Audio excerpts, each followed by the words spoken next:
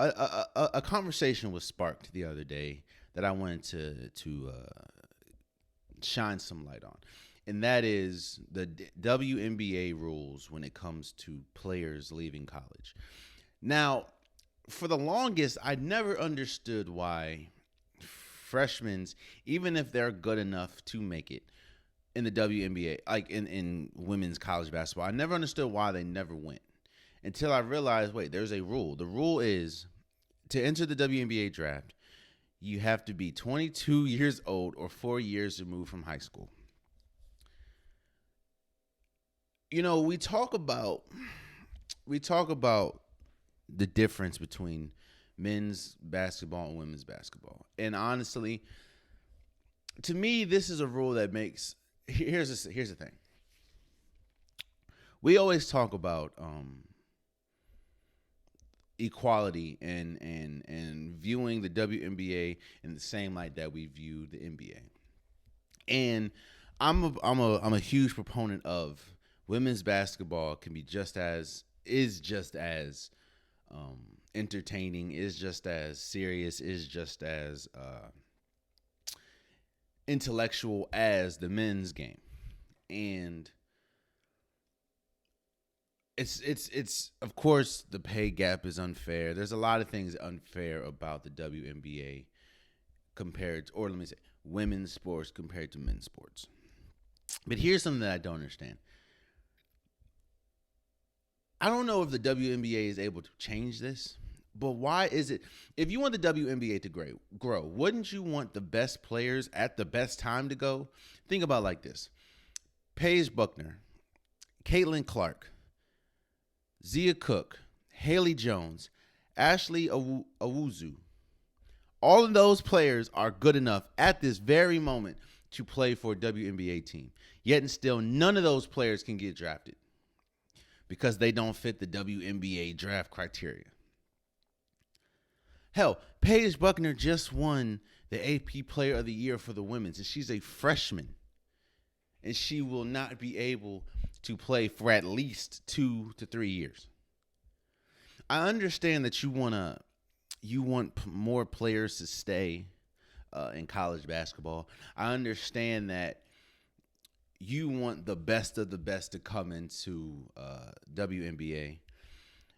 But you can't look at a Caitlin Clark who leads the league or leads in NCAA women's basketball in scoring. I think she's top 5 in both men's and women's in scoring. You can't tell me she's not good enough to be on a WNBA team.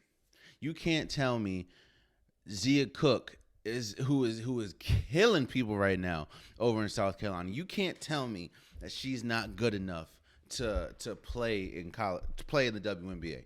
You can't tell me a player like Ashley Owuzu, who their team averaged damn near 100 points this year, is not good enough or has to wait to play in the WNBA.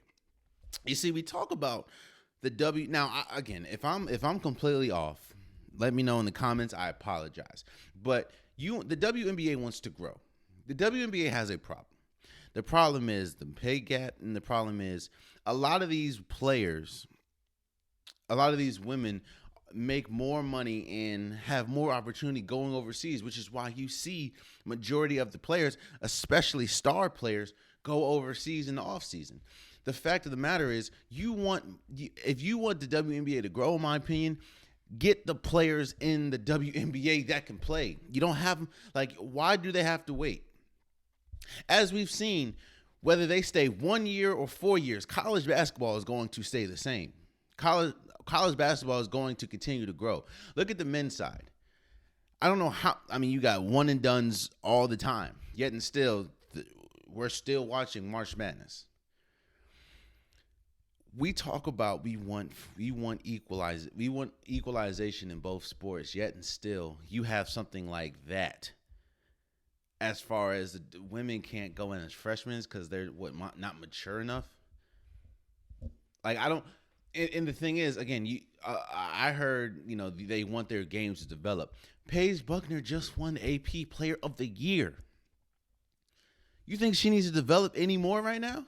You think that Paige Buckner isn't better than a lot of the WNBA players?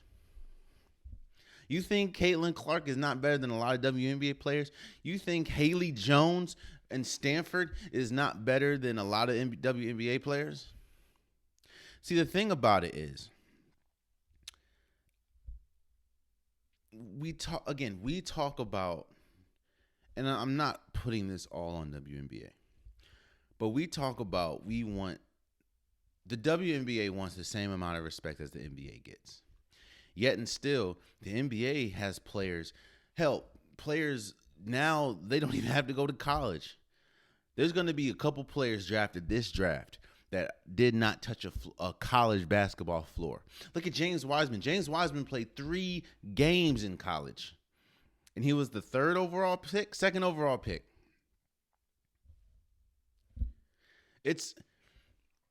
I don't know what needs to change. I don't know if it can change, but to me, the WNBA wants people to respect and wants people to put more, I guess, respect on the WNBA brand, the WNBA name. I think you need to start making it. I think it needs to be more fair. There should be no reason why a player as good as Paige Buckner has to wait to go to the WNBA, especially if that's her lifelong dream. Or Haley Jones has to wait, or Zia Cook has to wait, or Caitlin Clark has to wait, or Ashley Owusu has to wait, or any of the sophomores or freshmen that are good enough this year. There should be no reason why Aaron McDonald, who's a senior now, she was good enough to be in the WNBA when she was a sophomore. She's killing people at Arizona right now because she had to wait until a senior year. She was good enough to be in the WNBA when she was a sophomore. Yet and still, she had to wait. I don't think it's fair, man. I don't think it's fair at all, but what do I know? I'm not the one that could bring change to something because, I mean, I'm just me. But I just think that rule needs to definitely be overviewed, because again, there should be no reason why I can watch Cade Cunningham destroy over at Oklahoma State, and he only has to stay in college for 1 year. Yet and still, Paige Buckner, who just won the AP Player of the Year and Freshman of the Year, and she has to wait. That doesn't make any sense to me, man. That doesn't make any sense at all.